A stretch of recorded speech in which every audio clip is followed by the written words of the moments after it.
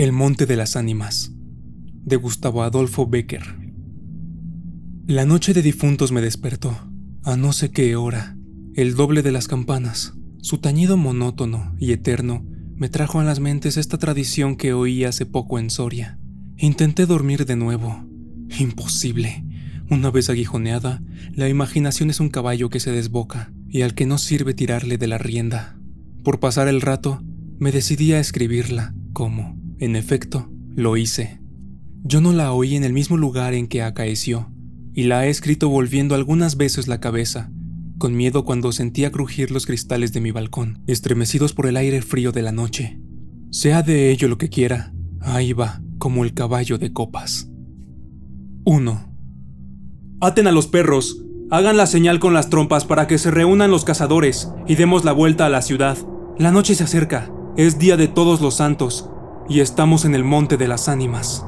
¿Tan pronto? Si fuera otro día, yo no dejaría de concluir con ese rebaño de lobos que las nieves del Moncayo han arrojado de sus madrigueras, pero hoy es imposible. Dentro de poco sonará la oración de los templarios, y las ánimas de los difuntos comenzarán a tañer su campana en la capilla del monte. En esa capilla ruinosa. Va, ¿quieres asustarme? No, hermosa prima, tú ignoras cuánto sucede en este país, porque aún no hace un año que has venido a él desde muy lejos. Refrena tu yegua. Yo también pondré la mía al paso, y mientras dure el camino te contaré la historia. Los pajes se reunieron en alegres y bulliciosos grupos. Los condes de Borges y de Alcudiel montaron en sus magníficos caballos, y todos juntos siguieron a sus hijos Beatriz y Alonso, que precedían la comitiva a bastante distancia. Mientras duraba el camino, Alonso narró en estos términos la prometida historia. Ese monte que hoy llaman de las Ánimas pertenecía a los templarios, cuyo convento ves allí, a la margen del río. Los templarios eran guerreros y religiosos a la vez. Conquistada Soria a los árabes, el rey los hizo venir de lejanas tierras para defender la ciudad por la parte del puente, haciendo en ello notable agravio a sus nobles de Castilla, que así hubieran sabido solos defenderla como solos la conquistaron. Entre los caballeros de la nueva y poderosa orden y los hidalgos de la ciudad fermentó por algunos años, y estalló al fin un odio profundo. Los primeros tenían acotado ese monte, donde reservaban caza abundante para satisfacer sus necesidades y contribuir a sus placeres. Los segundos determinaron organizar una gran batida en el coto, a pesar de las severas prohibiciones de los clérigos con espuelas, como llamaban a sus enemigos. Cundió la voz del reto, y nada fue parte a detener a los unos en su manía de cazar, y a los otros en su empeño de estorbarlo. La proyectada expedición se llevó a cabo. No se acordaron de ella las fieras. Antes la tendrían presente tantas madres como arrastraron sendos lutos por sus hijos. Aquello no fue una cacería, fue una batalla espantosa. El monte quedó sembrado de cadáveres. Los lobos, a quienes se quiso exterminar, tuvieron un sangriento festín. Por último, intervino la autoridad del rey. El monte, maldita ocasión de tantas desgracias, se declaró abandonado, y la capilla de los religiosos, situada en el mismo monte, y en cuyo atrio se enterraron juntos amigos y enemigos, comenzó a arruinarse. Desde entonces dicen que, cuando llega la noche de difuntos, se oye doblar sola la campana de la capilla, y que las ánimas de los muertos, envueltas en jirones de sus sudarios, corren como en una cacería fantástica por entre las breñas y los zarzales. Los ciervos braman espantados, los lobos aúllan, las culebras dan horrorosos silbidos, y el otro día se han visto impresas en la nieve las huellas de los descarnados pies de los esqueletos. Por eso en Soria le llamamos el Monte de las Ánimas, y por eso he querido salir de él antes que cierre la noche. La relación de Alonso concluyó justamente cuando los dos jóvenes llegaban al extremo del puente que da paso a la ciudad por aquel lado. Allí esperaron al resto de la comitiva, la cual, después de incorporársele los dos jinetes, se perdió por entre las estrechas y oscuras calles de Soria. 2. Los servidores acababan de levantar los manteles. La alta chimenea gótica del Palacio de los Condes de Alcudiel despedía un vivo resplandor, iluminando algunos grupos de damas y caballeros que alrededor de la lumbre conversaban familiarmente, y el viento azotaba los emplomados vidrios de las ojivas del salón. Solo dos personas parecían ajenas a la conversación general, Beatriz y Alonso. Beatriz seguía con los ojos, absortos en un vago pensamiento, los caprichos de la llama. Alonso miraba el reflejo de la hoguera chispear en las azules pupilas de Beatriz. Ambos guardaban hacía rato un profundo silencio. Las dueñas referían, a propósito de la noche de difuntos, cuentos tenebrosos en que los espectros y los aparecidos representaban el principal papel, y las campanas de las iglesias de Soria doblaban a lo lejos con un tañido monótono y triste. «Hermosa prima», exclamó al fin Alonso, rompiendo el largo silencio en que se encontraban. «Pronto vamos a separarnos, tal vez para siempre. Las áridas llanuras de Castilla, sus costumbres toscas y guerreras, sus hábitos sencillos y patriarcales sé que no te gustan. Te he oído suspirar varias veces, ¿acaso por algún galán de tu lejano señorío?». Beatriz hizo un gesto de fría indiferencia. Todo su carácter de mujer se reveló en aquella desdeñosa contracción de sus delgados labios. «Tal vez por la pompa de la corte francesa, donde hasta aquí has vivido», se apresuró a añadir el joven. «De un modo o de otro, presiento que no tardaré en perderte. Al separarnos, quisiera que llevases una memoria mía. ¿Te acuerdas cuando fuimos al templo a dar gracias a Dios por haberte devuelto la salud que viniste a buscar a esta tierra? El joyel que sujetaba la pluma de mi gorra cautivó tu atención. Qué hermoso estaría sujetando un velo sobre tu oscura cabellera. Ya ha prendido el de una desposada. Mi padre se lo regaló a la que me dio el ser, y ella lo llevó al altar. ¿Lo quieres?». No sé en el tuyo, contestó la hermosa. pero en mi país, una prenda recibida compromete la voluntad. Solo en un día de ceremonia debe aceptarse un presente de manos de un deudo, que aún puede ir a Roma sin volver con las manos vacías. El acento helado con que Beatriz pronunció estas palabras turbó un momento al joven, que después de serenarse, dijo con tristeza: «Lo sé, prima, pero hoy se celebran todos los santos, y el tuyo entre todos. Hoy es día de ceremonias y presentes. ¿Quieres aceptar el mío?». Beatriz se mordió ligeramente los labios y extendió la mano para tomar la joya, sin añadir una palabra. Los dos jóvenes volvieron a quedarse en silencio, y se volvió a oír la cascada voz de las viejas que hablaban de brujas y trasgos, y el zumbido del aire que hacía crujir los vidrios de las ojivas, y el triste y monótono doblar de las campanas. Al cabo de algunos minutos, el interrumpido diálogo tornó a anudarse de este modo: «Y antes de que concluya el Día de Todos los Santos, en que así como el tuyo, se celebra el mío, y puedes, sin atar tu voluntad, dejarme un recuerdo, ¿no lo harás?», dijo él, clavando una mirada en la de su prima, que brilló como un relámpago, iluminada por un pensamiento diabólico. «¿Por qué no?», exclamó ésta, llevándose la mano al hombro derecho como para buscar alguna cosa entre los pliegues de su ancha manga de terciopelo bordado de oro. Después, con una infantil expresión de sentimiento, añadió: ¿te acuerdas de la banda azul que llevé hoy a la cacería? Y que por no sé qué emblema de su color me dijiste que era la divisa de tu alma. ¿Sí? Pues se ha perdido. Se ha perdido y pensaba dejártela como un recuerdo. ¿Se ha perdido? ¿Y en dónde?, preguntó Alonso, incorporándose de su asiento y con una indescriptible expresión de temor y esperanza. No sé. ¿En el monte acaso? «En el monte de las ánimas», murmuró, palideciendo y dejándose caer sobre el sitial. «¡En el monte de las ánimas!». Luego, prosiguió con voz entrecortada y sorda: «Tú lo sabes porque lo habrás oído 1000 veces. En la ciudad, en toda Castilla, me llaman el rey de los cazadores.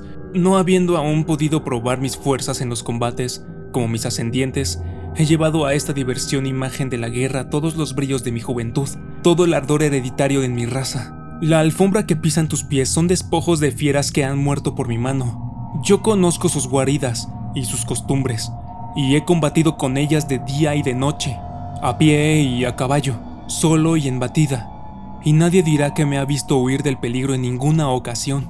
Otra noche volaría por esa banda, y volaría gozoso como a una fiesta. Esta noche... ¿Por qué ocultarlo? Tengo miedo. ¿Oyes? Las campanas doblan. La oración ha sonado en San Juan del Duero. Las ánimas del monte comenzarán ahora a levantar sus amarillentos cráneos de entre las malezas que cubren sus fosas. Las ánimas, cuya sola vista puede helar de horror la sangre del más valiente, tornar sus cabellos blancos o arrebatarle en el torbellino de su fantástica carrera como una hoja que arrastra el viento, sin que se sepa a dónde. Mientras el joven hablaba, una sonrisa imperceptible se dibujó en los labios de Beatriz, que cuando hubo concluido exclamó, con un tono indiferente, y mientras atizaba el fuego del hogar, donde saltaba y crujía la leña arrojando chispas de 1000 colores. Oh, eso de ningún modo. ¡Qué locura! Ir ahora al monte por semejante friolera, una noche tan oscura, noche de difuntos, y cuajado el camino de lobos. Al decir esta última frase, la recargó de un modo tan especial que Alonso no pudo menos que comprender toda su amarga ironía. Movido como por un resorte, se puso de pie. Se pasó la mano por la frente, como para arrancarse el miedo que estaba en su cabeza, y no en su corazón, y con voz firme exclamó, dirigiéndose a la hermosa, que estaba aún inclinada sobre el hogar entreteniéndose en revolver el fuego. «Adiós, Beatriz, adiós, hasta pronto». ¡Alonso! ¡Alonso!, dijo ésta, volviéndose con rapidez, pero cuando quiso, o aparentó querer, detenerle, el joven había desaparecido. A los pocos minutos se oyó el rumor de un caballo que se alejaba al galope. La hermosa, con una radiante expresión de orgullo satisfecho que coloreó sus mejillas, prestó atento oído a aquel rumor, que se debilitaba, que se perdía, que se desvaneció por último. Las viejas, en tanto, continuaban en sus cuentos de ánimas aparecidas. El aire zumbaba en los vidrios del balcón, y las campanas de la ciudad doblaban a lo lejos. 3. Había pasado 1 hora, 2, 3. La medianoche estaba a punto de sonar, y Beatriz se retiró a su oratorio. Alonso no volvía, cuando en menos de 1 hora pudiera haberlo hecho. Habrá tenido miedo, exclamó la joven, cerrando su libro de oraciones y encaminándose a su lecho. Después de haber intentado inútilmente murmurar alguno de los rezos que la iglesia consagra en el Día de los Difuntos a los que ya no existen, después de haber apagado la lámpara y cruzado las dobles cortinas de seda, se durmió. Se durmió con un sueño inquieto, ligero, nervioso. Las 12 sonaron en el reloj del postigo. Beatriz oyó entre sueños las vibraciones de la campana, lentas, sordas, tristísimas, y entreabrió los ojos. Creía haber oído, a par de ellas, pronunciar su nombre, pero lejos, muy lejos, y por una voz apagada y doliente. El viento gemía en los vidrios de la ventana. «Será el viento», dijo, y poniéndose la mano sobre el corazón, procuró tranquilizarse, pero su corazón latía cada vez con más violencia. Las puertas de alerce del oratorio habían crujido sobre sus goznes, con un chirrido agudo, prolongado y estridente. Primero unas, y luego las otras más cercanas. Todas las puertas que daban paso a su habitación iban sonando por su orden.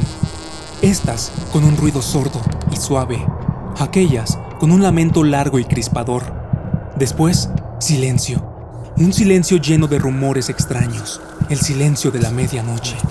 Con un murmullo monótono, de agua distante, lejanos ladridos de perros, voces confusas, palabras ininteligibles, ecos de pasos que van y vienen, crujir de ropas que se arrastran, suspiros que se ahogan, respiraciones fatigosas que casi no se sienten, estremecimientos involuntarios que anuncian la presencia de algo que no se ve y cuya aproximación se nota, no obstante, en la oscuridad. Beatriz, inmóvil, temblorosa, adelantó la cabeza fuera de las cortinillas y escuchó un momento. Oía 1000 ruidos diversos. Se pasaba la mano por la frente. Tornaba a escuchar. Nada. Silencio. Veía, con esa fosforescencia de la pupila en las crisis nerviosas, como bultos que se movían en todas direcciones, y cuando, dilatándose, las fijaba en un punto, nada. Oscuridad. Las sombras impenetrables. «Bah», exclamó, yendo a recostar su hermosa cabeza sobre la almohada, de raso azul, del lecho.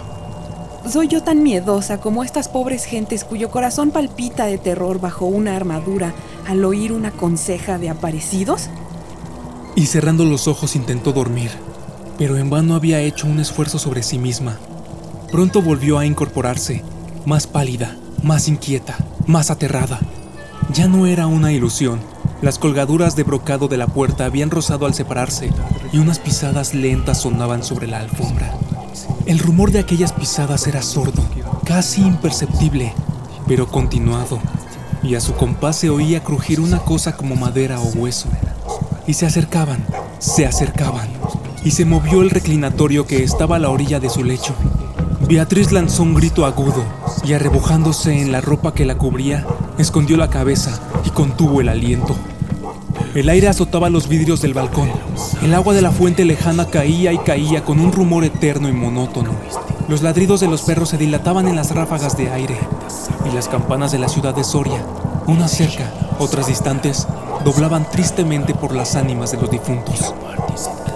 Así pasó 1 hora, 2, la noche, un siglo, porque la noche aquella pareció eterna a Beatriz. Al fin despuntó la aurora, vuelta de su temor. Entreabrió los ojos a los primeros rayos de la luz. Después de una noche de insomnio y de terrores, es tan hermosa la luz clara y blanca del día. Separó las cortinas de seda del lecho y ya se disponía a reírse de sus temores pasados, cuando de repente un sudor frío cubrió su cuerpo. Sus ojos se desencajaron y una palidez mortal decoloró sus mejillas. Sobre el reclinatorio había visto, sangrienta y desgarrada, la banda azul que perdiera en el monte, la banda azul que fue a buscar a Alonso.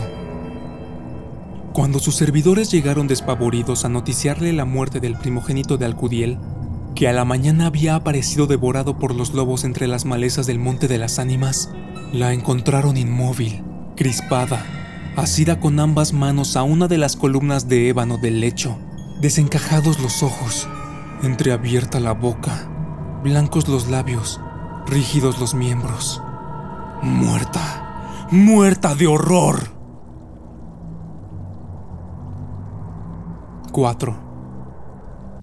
Dicen que después de acaecido este suceso, un cazador extraviado que pasó la noche de difuntos sin poder salir del Monte de las Ánimas y que al otro día, antes de morir, pudo contar lo que viera, refirió cosas horribles. Entre otras, asegura que vio a los esqueletos de los antiguos templarios y de los nobles de Soria enterrados en el atrio de la capilla, levantarse al punto de la oración con un estrépito horrible, y caballeros sobre osamentas de corceles perseguir como a una fiera a una mujer hermosa, pálida y desmelenada que, con los pies desnudos y sangrientos, y arrojando gritos de horror, daba vueltas alrededor de la tumba de Alonso.